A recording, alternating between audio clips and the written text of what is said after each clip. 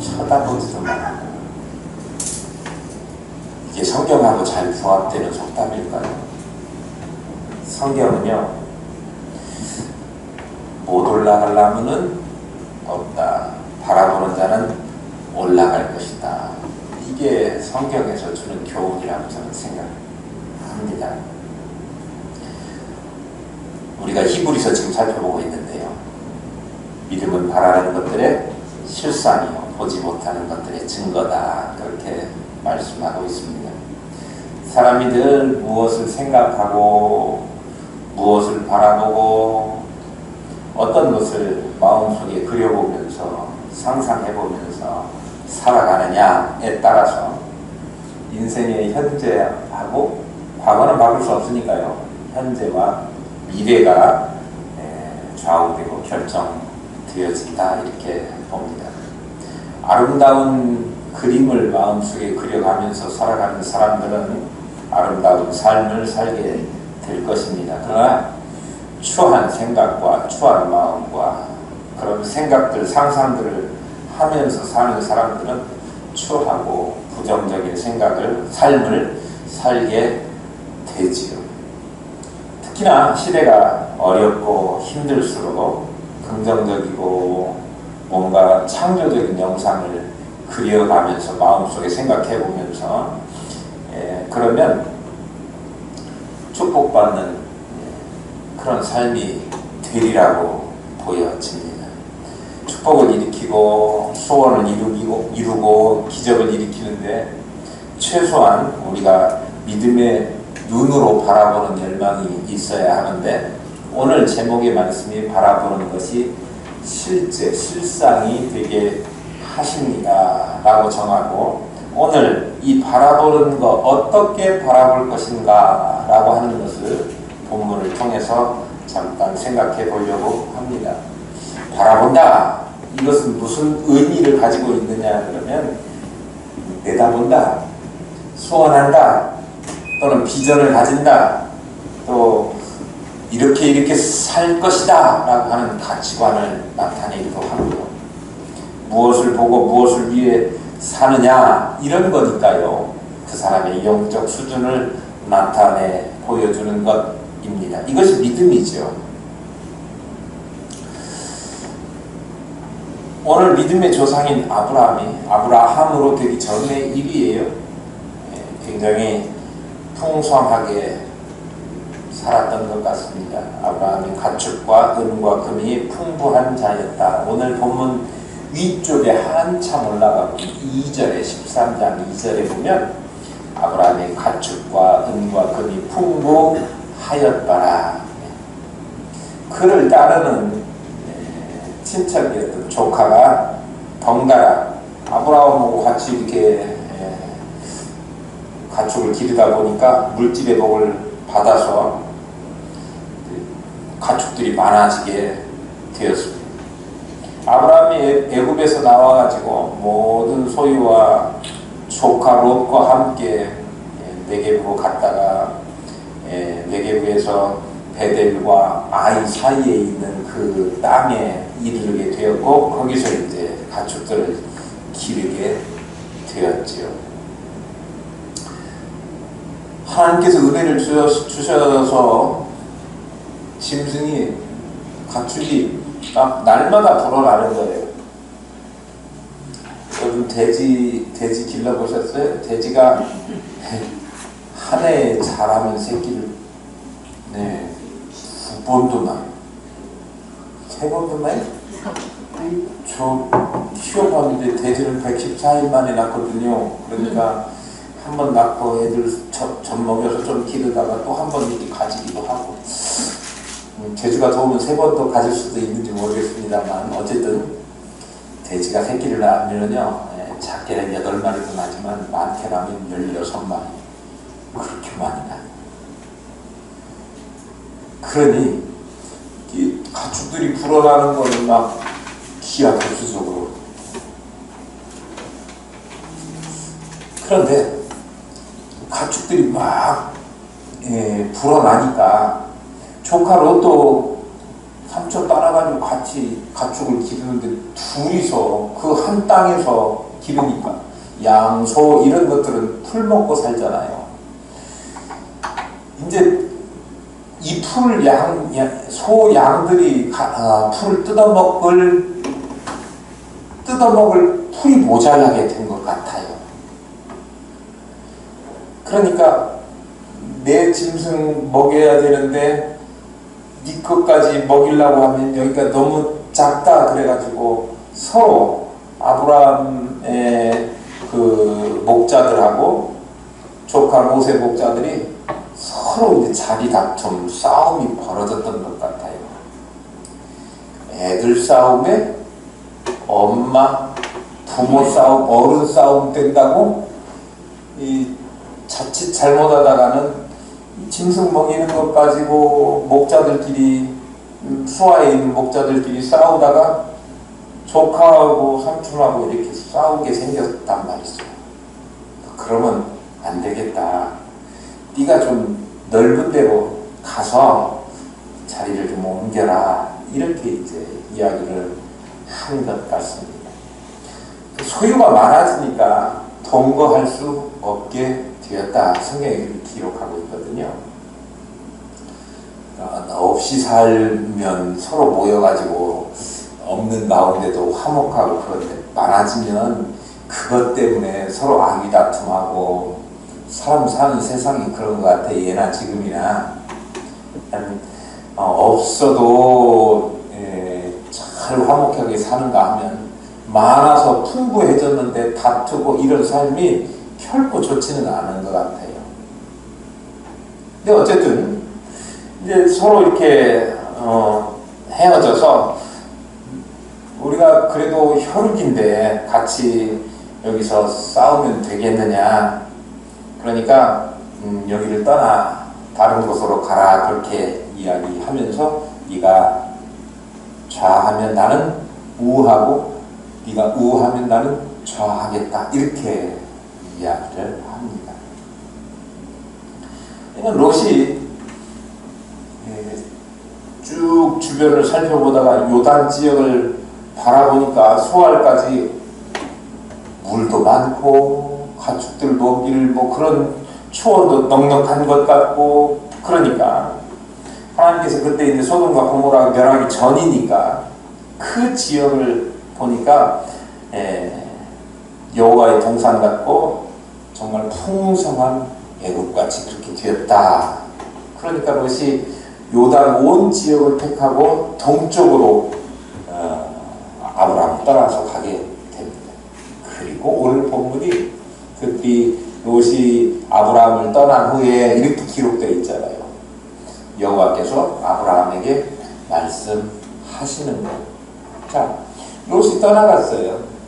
다 자기가 기르던 가축과 목자들이 갔을 거 아닙니까? 그런데 여기에 남아있다고 해도 당장에 내 양 가축들을 먹이기에 풍성한 풀이 남아있을까요?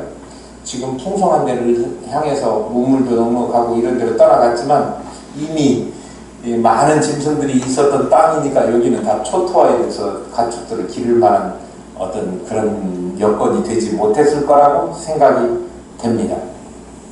그러니까 여기서 어떻게 가축을 기른다는 말인가 뭐 이렇게 생각했을지 모를 그런 아브라함에게 롯이 떠난 후에 말씀하시기를 너는 눈을 들어 너 있는 곳에서 북쪽과 남쪽 그리고 동쪽과 서쪽을 바라보라 그랬는데 이걸 좀 떼서 보려고 해요. 눈을 들어 바라보라 그렇게 말씀하셨습니다. 눈을 들어 바라보라 라고 하는 이야기는 위를 바라보라 라고 하는 것과 그런 의미예요. 지금 현실을 보면 아무것도 할 수 없는 것 같고 부족한 것 투성이고 모자란 것 투성이고 여기서 어떻게 살아갈 것인가 라고 하는 그런 한숨만 나오는 것 같지만 그리고 다른 사람이 차지한 조카 롯이 가서 차지한 땅은 풍부하고 넉넉하고 그래서 나보다 상대적으로 좋은 것 같이 그렇게 여겨져서 나는 상대적인 빈곤과 또 우울감과 이런 것들을 느끼게 될 것이지만 누굴 바라보라고요? 주변의 여건 환경 바라보지 말고 하나님 위를 바라보라, 그렇게 말씀하시는 거예요. 믿음으로 바라보면, 믿음의 눈으로 바라보면 지금 현재 거하고 있는 처소 땅이 처량하고 황량해 보여도 하나님께서 역사하시면 그 땅에도 복이 임하게 될 것이다 라고 하는 의미입니다. 하나님께서 주실 땅을 믿음의 눈으로 바라봐야 한다 라고 하는 말씀이, 아브라함에게 눈을 들어 바라보라 그랬는데 바라보는 것은 꿈꾸는 것이고 바라보는 것은 소원을 갖는다고 하는 의미예요. 지금 여기가 황량한 것 같지만 이곳을 비옥하게 그렇게 만들어 주실 그런 눈으로 바라보는 거예요. 지금 현재보다 더 나은 것을 바라보는 거예요. 지금 현재 우리가 너무 황량하고 절망적입니다. 그러니 우리는 가망이 없습니다 하고 낙심하면 안 되고, 지금 상황은 이래도 하나님이 우리와 함께 하시면 우리가 일어설 것입니다. 우리가 좋아질 것입니다. 우리가 풍성해질 것입니다. 내 아픔이 사라질 것입니다. 이렇게 믿고 나아가는 거예요. 바라보는 것, 꿈꾸는 것, 바라보는 것, 소원을 품고 하나님을 향한다라고 하는 것입니다. 바라보는 것이 없는 사람은 절망할 수밖에 없습니다. 오늘 본문에 눈을 들어 바라보라. 눈을 들면 땅을 봅니까? 위를 봅니까? 위를 보는 거예요. 위를 바라보라. 인간이라고 하는 말이 헬라어는 원래 위를 바라보는 동물이라고 하는 의미를 가지고 있다고 합니다. 의도적으로 그렇게 만든 것 같아요. 짐승들은 땅만 쳐다보죠. 땅에 뭐 먹을 거 떨어져 있나 땅만 바라봐요. 자꾸 땅만 바라보고 사는데요. 사람들이 위를 바라봐야 되는데 짐승들과 똑같이 땅만 바라보고 살면 사람과 짐승은 구별되지 않을 것 같아요. 애초에 흙으로 만들어진 질그릇 같은 존재들이어서 의식적으로 위를 바라보려고 하지 않으면 자동으로 눈이 땅으로 가게 돼 있다는 거예요. 그러니까 우리가 의식적으로 땅을 바라보지 않고 위를 바라볼 수 있도록 그렇게 하나님이 우리에게 명령하셨습니다. 정신을 차리고 위를 바라보지 않으면 우리가 가지고 있는 하나님께서 우리에게 주신 하나님의 형상은 잃어버리게 되고 양심도 잃어버리게 되고 믿음도 잃어버리게 된다, 그런 말씀이. 그렇기 때문에 의도적으로 위를 바라보는 좋은 방법이 있는데 그게 뭐냐 그러면 하나님을 향하여 우리가 기도하는 것, 이것이 위를 바라보는 것이라고 생각이 됩니다. 예수께서도 틈틈이 짬을 내서 자주 위를 바라보셨습니다. 그의 제자인 베드로와 요한, 얼마 전에 말씀드렸습니다만 정해진 기도 시간에 기도하러 하나님을 향하여 위를 바라보며 성전에 올라가다가 성전 미문에 앉아있는 안진뱅이를 고치는, 병 고치는 역사를 만들어내기도 했습니다. 위를 바라보아야 기적이 일어나고 뭔가 위대한 온 세계를 구원하는 구원의 역사를 만들어낼 수 있는 것이요. 우리가 위를 바라보셔야 됩니다. 자꾸 아래만 바라보고 절망하고 실망하고 낙심하지 말고 위를 바라보면서 하나님 앞에 간구하고 이것을 우리가 꿈꾸고 바라고 원하니 하나님 이루어 주십시오.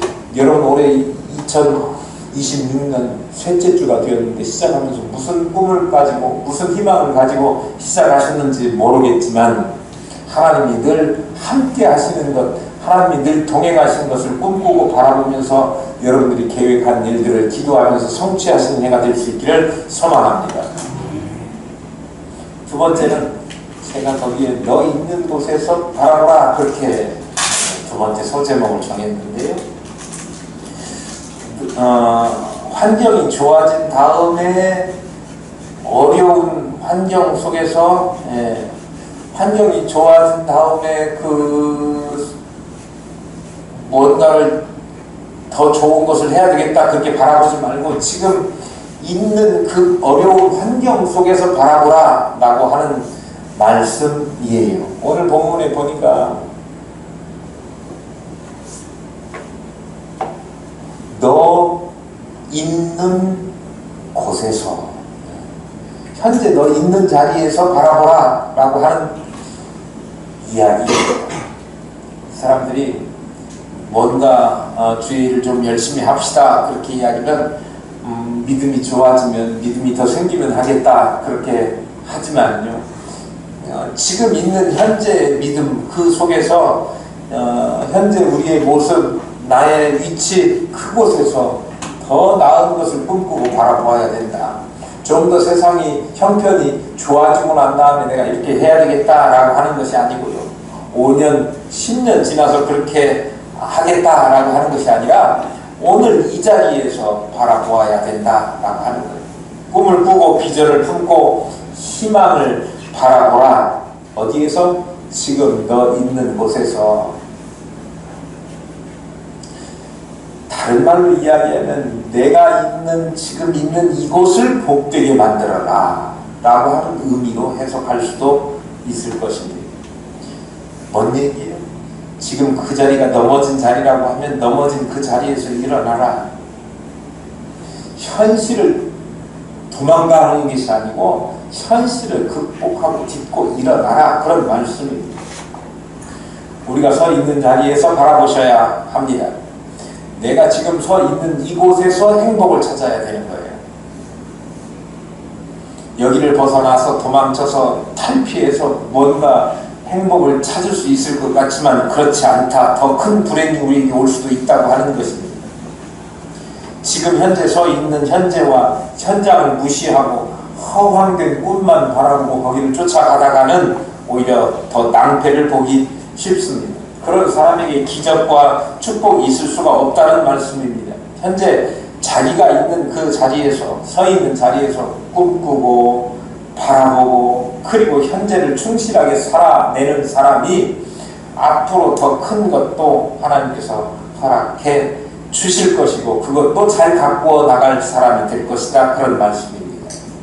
여기에 행복이 없는데 내일 저기서 행복할 것이다, 이건 잘 맞지 않는 일입니다. 그런 기대만 가지고 살아가는 것 옳지 않다, 그런 말씀입니다.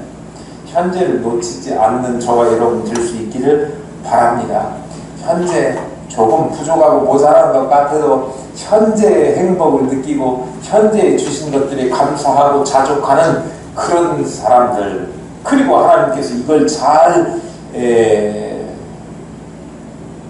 가꾸고 이걸 가지고 잘 또 노력하면 하나님이 더 큰 것 주실 것이다, 이렇게 하고 나가야 되는 거예요. 그 다음에 또 오늘 본문 말씀이 뭐라고 이야기하느냐 그러면 북쪽과 남쪽 그리고 동쪽과 서쪽을 바라보라.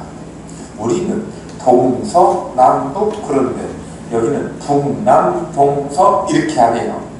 지역마다 이 방위를 부르는 순서가 좀 달라요. 그런데 어쨌든 사방을 이야기하는 거예요. 네 방향. 한쪽 동쪽만 뚫어지게 쳐다보고 살아라, 그렇게 이야기하고 서쪽만 바라보라, 그것도 아니고요. 네 쪽을 다 바라보라 라고 하는 것입니다. 넓게 바라보라. 좁은 시야로 바라보지 말고, 인간은요 자꾸만 좁아지려고 한쪽에 몰입하려고 강박되어지는 그런 것들이 본능적으로 있는 것 같아요. 그래서 자기가 자기 자신을 잘 살펴보지 않으면 자기도 모르는 사이에 좁아지고 한쪽으로 너무 편협해지고 이렇게 되기가 쉽다, 그런 말씀입니다. 어떻게 하라고요? 동서남북 네 방향을 잘 바라보라. 넓게 바라보라. 좁은 곳에서 태어나서 그런지는 몰라도 늘 좁은 곳을 좋아해요. 그러니까 우리 사는 것 자체도 좁게, 사고의 폭도 좁게만 생각하다 보니까 그냥 별것 아닌 쉽게 풀릴 문제들도 실타래 꼬이듯이 꼬여가지고 풀릴 기미가 안 보이는 일로 만들어내기도 한다, 그런 이야기. 그러니까 우리가 무슨 일을 하면서 좀 넓게 보고 시야를 넓고 마음을 넓게 해가지고 그렇게 편협된 생각과 그리고 판단을 하지 않고 넓게 바라보면서 그렇게 살아야 된다. 한 방향으로만 생각하지 말고 적어도 내 방향이 있다라고 하는 것을 기억하면서 살아야 돼. 하나님께서 우리에게는 특별히 계절도 4개나 주시지 않았습니까? 어디는 건기, 우기만 있고, 어디는 주장창 뜨거운 날만 있고, 어떤 때는 막 찬 계절만, 겨울만 1년 365일 배송되어지는 것도 있지만, 우리에게는 4계절을 주셨어요. 동서남북도 주셨습니다. 그리고 오늘 본문에 보니까 종과 행도 있음을 우리에게 가르쳐주고 있어요. 한 가지 방법으로 안 되면 다른 방법들도 있으니 찾아보고 넓게, 폭넓게 사고하고 그렇게 하라. 하나님의 뜻을 이루어가는 데 있어서 우리가 편협한 내 방식만 고집하지 말고 다른 사람은 어떻게 하는지, 또 정말 믿음의 사람들이, 선진들이 어떻게 주의 일을 감당했는지 여러 가지 시각으로 넓게 바라보면서 주의 일을 하라, 그렇게 말씀하고 있는 것처럼 들려집니다. 우리가 생각할 때 1차원적으로만 사고하는 단계도 있었지만 조금 더 성장하니까 2차원을 알게 됐지요. 그리고 3차원도 있고, 좋은 의미로 쓰이지는 않지만 4차원이라고 하는 세계가 있음도 우리는 알 수 있습니다. 그런데 우리 믿음의 사람들에게는 성령의 차원의 세계도 있어서 믿음을 갖지 않는 사람들이 이해하지 못하는 방식으로 역사하시는 하나님의 능력을 경험할 수도 있습니다. 우리는 오히려 이쪽에 더 포커스를 맞추고 성령께서 우리를 도와주시고 인도하시고 깨닫게 하시고 가르쳐 주실 것을 기대하면서 나가야 된다. 자, 중요한 이야기를 하나 더 하려고 합니다. 15절에 보이는 땅을 내가 너와 내 자손에게 주리라, 그렇게 하셨습니다. 이때부터요, 자신을 막 자손들을 티끌같이 많게 하시겠다, 이렇게 약속을 주시는 거예요. 17절에 보니까 종과 회무로 두루 다녀보라, 내가 그것을 내게 주리라. 자손도 많이 주고 땅도 많이 주겠다. 그런데 어떻게 하라고요? 종과 회무로, 가로 세로, 동서남북 앞 뒤로 부지런히 어떻게 하라고요? 다녀보라, 행하라, 그런 말씀. 아무리 하나님께서 주시려고 해도 행함이 없이 의지를 가지고 노력하지 않으면 그 자기 것이 될 수 없는 거죠. 믿음으로 바라보았으면 그에 따르는 행함이 반드시 있어야 된다, 그런 의미로 읽혀져요. 하나님께서 아브라함에게 일어나 바라본 땅을 종과 행으로 두루 다녀봐라, 가만히 있지 말고 허락하시겠다. 약속대로 하나님께서 모세에게 발바닥으로 밟는 곳을 모두 다 주신다 그러더니 주셨습니다. 그러면 우리도 하나님께서 우리가 믿음으로 바라본 것들을 주시겠다 그랬으면 우리가 하는 믿음으로 바라본 것들을 위해서 부지런히 움직이고 행해야 된다라고 하는 것이에요.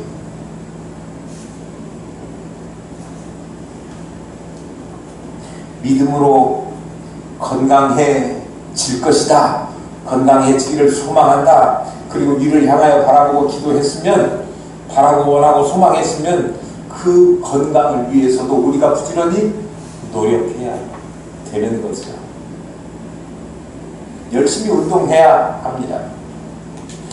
좀 부자가 되겠다, 부유함을 바라보았으면 열심히 땀을 흘려서 일해야 합니다.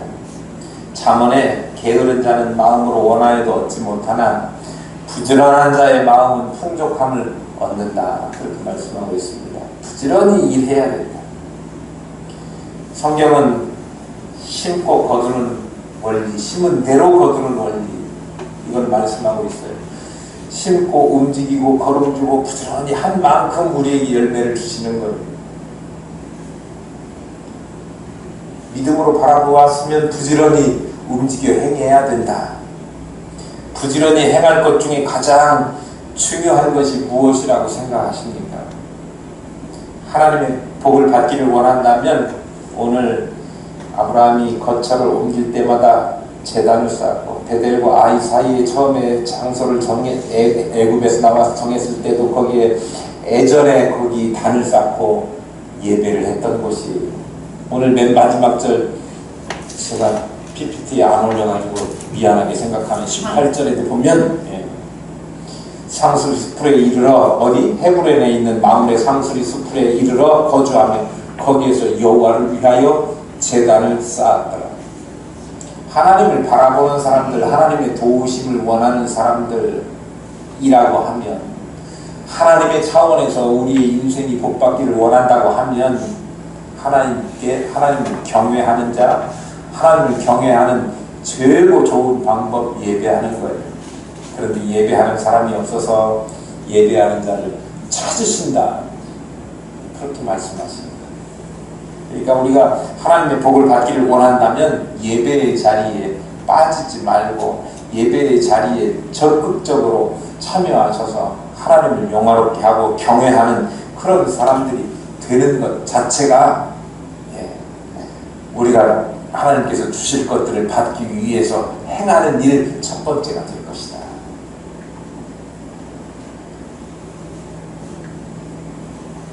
제가 늘 하는 이야기지만 선교사가 되고 싶은 사람이 있으면 그 자기가 가서 선교하고 싶은 지역에 그곳에 언어도 미리 공부해야 돼요.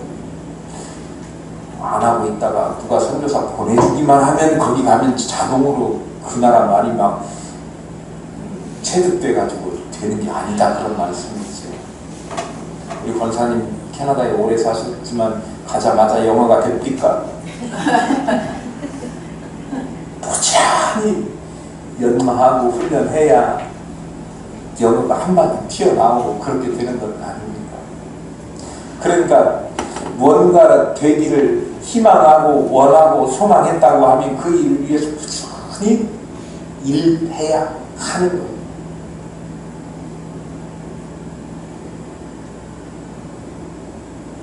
교회가 부흥하기를 꿈꾸는 사람들이라고 하면, 그것이 소원이고 그것이 원하는 사람이라고 하면 우리 교회의 성도들은 모두 다 이 일을 원하는 줄로 믿습니다.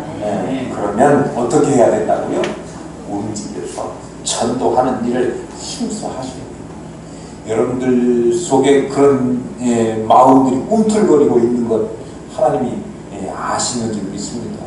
그런데 더 적극적으로 이 한 해 동안 더 도전적으로 하나님께서 우리와 함께 하셔서 귀한 소망을 품고 우리가 달려나가니 우리의 소원을 이루어 주십시오라고 기도했으면 그대로 열심히 전하고 뿌리고 외쳐야 하는 것인 줄 믿습니다. 믿음으로 바라볼 때 반드시 따라야 될 행위가 행동으로 옮겨서 실천하는 것을 말씀하고 있습니다. 기대와 소망을 가지고 열심을 품고 전진하는 자에게 이루어 주신 성취도 함께 허락하실 줄로 믿습니다. 하나님은 바라보는 것이 실상이 되게 하시는 능력의 하나님이십니다. 바라지 않는 자에게 허락하시지 않습니다. 바라는 자에게, 바라보는 자에게 그것을 허락하십니다. 오늘이 벌써 2026년 1월 셋째 주라고 했습니다. 나를 통해서 하실 일들을 하나님께서 나를 통해서 하실 일들을 기도하면서 마음 먹고 품으셨다고 하면 그 일을 위해서 원하고 바라고 기도하면서 부지런히 행하면서 함께 일하면 하나님께서 도와주시고 잘할 수 있도록 만들어 주시고 이루어 주실 줄로 믿습니다.